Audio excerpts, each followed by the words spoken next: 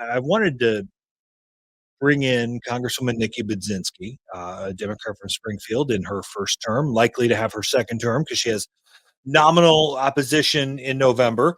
Congresswoman, the, the facts here, you don't have kids, not a cat lady, dog lady, right? But Dog so lady. so Yep. let me ask you this, Congresswoman, if from JD Vance's perspective, why do you hate America? Well, I have to say it was a very weird start for JD Vance to come out attacking women with cats as a dog mom, as you point out. I think offending us is not the right first move. Dog and cat ladies unite against JD Vance, I guess. But, the premise is, I guess maybe he's trying to infer that because we don't have children for some reason, we care any less about the children's future in this country. And I find that deeply offensive, as I know many of my friends and other, women do as well. I'm actually going to be in Springfield later today, announcing an $8 million contract or grant to support workforce development for young people in our community. So I care very deeply about, children and the future of our communities and what that looks like. I will say, I think JD Vance personally just coming out and knowing a little bit about his work in the Senate as well, although limited time that he spent there, I think he has a very extreme vision for this country, an extreme vision that I know Donald Trump shares as well. I'd point to kind of what I consider their vision document, which is Project 2025. I serve, as you know, Patrick, on the House Agriculture Committee, and we've been working very hard on passing a farm bill this year. JD Vance likes to talk about he's a voice for rural communities, he's a voice for working people. That couldn't be further from the truth. When you look at Project 2025, a document, a vision policy for our country that a Trump Vance administration would like to advance, I can tell you, I have it right in front of me. In agriculture, they would like to reduce the premium subsidy rates for crop insurance. That is a no go for family farmers in central and southern Illinois. Project 2025, which again is a Trump Vance agenda, would push legislation to repeal export promotion programs. The number one thing I hear from family farmers in my district is they want to see more trade promotion, new access or more access to new markets, not a repeal of our trade promotion programs. And I highlight those because that's the kind of thing JD Vance is trying to say.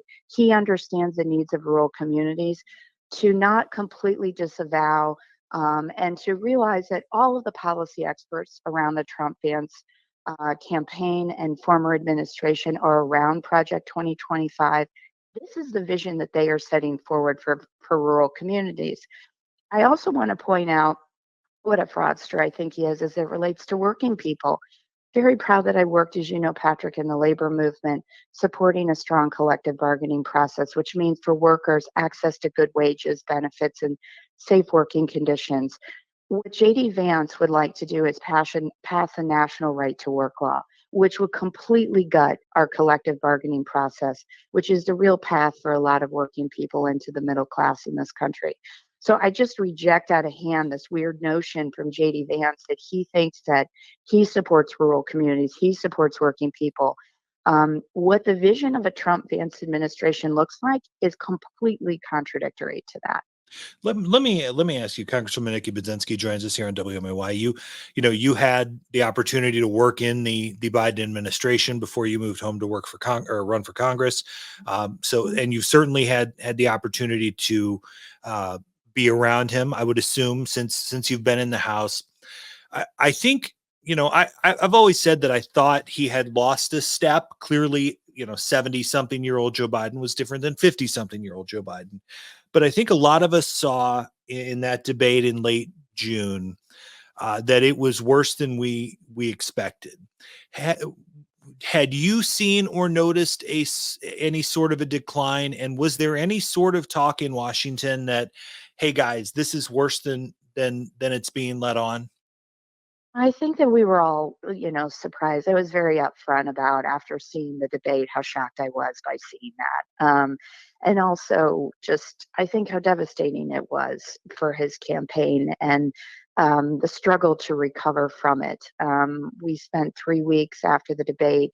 He did a number of national press interviews, et cetera. I know trying to turn the page. But it was, I think, shocking for all of us to see that. And he has done a phenomenal job. I think that's, folks, including myself, were really very conflicted because he has done such a great job in his administration of executing, delivering for people, delivering for this district in particular, Patrick. I mean, I could rattle off for you. I was just with Senator Durbin in Springfield, where we were able to, through the infrastructure law, provide $8 million of funding for new low carbon emission buses for the Springfield Mass Transit District. It's a real deliverable. And those kind of real wins that you don't see me getting into Twitter fights with my colleagues over, and it doesn't get me on CNN. I don't care about that stuff. I want real deliverables. And that's what the Biden Harris administration has enabled me to do as a freshman congressman, deliver for the district. That's just one example. The second I would say is on the western part of the district in Cahokia Heights, which has been struggling with flooding issues for decades. We asked for the federal EPA's assistance. They gave us on the ground, on the boots on the ground to actually deal with this issue. And we've been working collaboratively with local and state and federal stakeholders to really try to make meaningful progress in that area. Again, not possible without the Biden Harris administration. So this administration has been incredibly consequential. And so I think, though, Democrats today are really recharged and excited. The enthusiasm you're seeing for Vice President Kamala Harris's candidacy is palpable. Sure, you saw it last night. She had a rally in Atlanta, Georgia. Thousands showed up, standing room only. That kind of enthusiasm and excitement is something that I think is going to propel us to victory in November with less than 100 days to go before the election. I still don't know what a Megan D.E. Stallion is, but it sounds cool, I guess. Um, with the Harris, and it's certainly clear that she's energized the Democratic electorate, which was downtrodden. I think is safe to say with where Biden's numbers were. She still has to win, and I think the easiest line of attack for Republicans, and that may mean Donald Trump's campaign more than Donald Trump himself, since he gets distracted by shiny objects, but it is hitting her on some of the most liberal positions that she's taken, specifically in that 2019 lead up to the 2020 election. As a centrist, how do you look at some of that stuff? The Green New Deal, the banning fracking, the mandatory gun buybacks. How do you look at that and say, all right, Madam Vice President, here's how you track to the center without looking like a complete phony?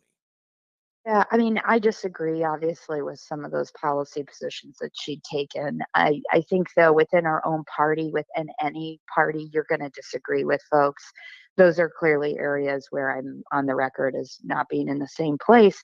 But I do think there is a larger thing at play in this election, which I don't think is hyperbole when I say it is the future of our own democracy in this country. Are you someone running to be president that is a 34-time convicted felon, or you have a history, as Kamala Harris does, of being an attorney general, a prosecutor, someone that puts away sexual predators? I think that's a very stark contrast between these two candidates. And I think that that's going to continue to come out. I think that also what happened on January 6th, that was a very um, crazy time, obviously, in our country, an insurrection at the United States Capitol. Do you, as a possible future president of the United States or a returning president of the United States in Donald Trump's case, see that for what it was, which was a complete full on assault on our democracy, an overturning of an election result that was won free and fairly? Can you acknowledge that? Donald Trump cannot. Kamala Harris embraces the reality that that was what that was on January 6th, which was a full-on insurrection at our Capitol. And so I think that that contrast you're going to continue to hear. I think her background as a prosecutor is something that she's going to be leaning into, as I think she will very successfully prosecute this case against Donald Trump. Another minute or two with Congresswoman Nikki Budzinski. We mentioned you worked for President Biden. You also worked for Governor Pritzker. Do you think the vice president should choose Governor Pritzker as her running mate? Think he'd be a great selection. I mean, obviously, I think he's delivered real results. I think that's what people want: less political noise, more work, more of a show horse, not more of a show horse, more of a workhorse than a show horse. I think JB has done a great job of putting our fiscal house in order and delivering some real things. We talked about infrastructure. That's another thing he's done. I think there's a lot of really good candidates that the vice president will have to choose from. And so I'm waiting with anticipation to find out who that person is going to be.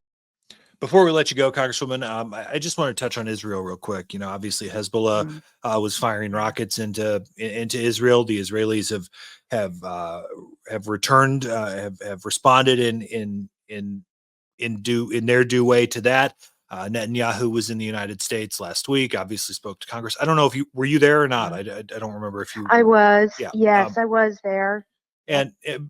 And there's a clear divide in your party, you know, and I've kind of almost been a little bit cynical of them, calling them almost the pro Hamas wing of the party, because there's been some really stupid rhetoric there, and I'm sure you would agree with that. Maybe over a Mm, cocktail you would, but mm. um, th- how do how do you all balance trying to have a smart, realistic response? And Netanyahu is clearly not perfect in this instance, but how do you No. manage a real foreign policy response to this with some of the extreme rhetoric you're hearing, even on your side? I think, what I would say is, I believe very much that Israel is our strongest partner in the Middle East, the only democracy in the Middle East. That partnership, that history of working together is very deep. And what happened on October 7th um, changed everything in a lot of ways. Making sure that I've stayed very focused on the hostages, getting them home. I just recently again, when Netanyahu was in Washington, I again met with some of the families of the hostages, keeping them top of mind, doing everything we can to bring them home. But I do think for our caucus, I mean, I think we're all very united around obviously a mutual ceasefire. That's something that I hope we can get to. I think the recent news of what has been happening with Hezbollah over the weekend, I'm concerned that we're not moving any closer to that. My heart has been broken by what I've seen that's been happening in Gaza, the need to getting in more humanitarian aid to civilians. This is a very complicated situation. And I think anyone that thinks it's not complicated isn't really taking in the full read and history of this situation in this region. And so I think we need to be doing everything we can to again encourage and make progress toward what Biden-Harris administration has really put forward, which is a pathway to a mutual ceasefire, which I very much believe in. But how are we keeping this from escalating? I think is probably most top of mind for me today. When you're seeing the recent news in the northern part of Israel and what's happened over the weekend in Iran, making sure that this doesn't escalate is probably most top of mind for me. But longer term, it is how do we get to that mutual ceasefire um, so we can see a world in which folks can coexist peacefully in this region is, I think, the longer term goal that all of us should be really focused on. Congresswoman Nikki Budzinski on 92.7 WMAY. Congresswoman, thank you so much for the time. Thanks for the conversation. Yeah, Hopefully we can have you on regularly. Your counterpart that represents Sangamon County doesn't talk to me at all. So I'm glad that you do, and I'm glad that we can continue to have this conversation. So thanks so much. yeah, thanks. Thanks for having me on.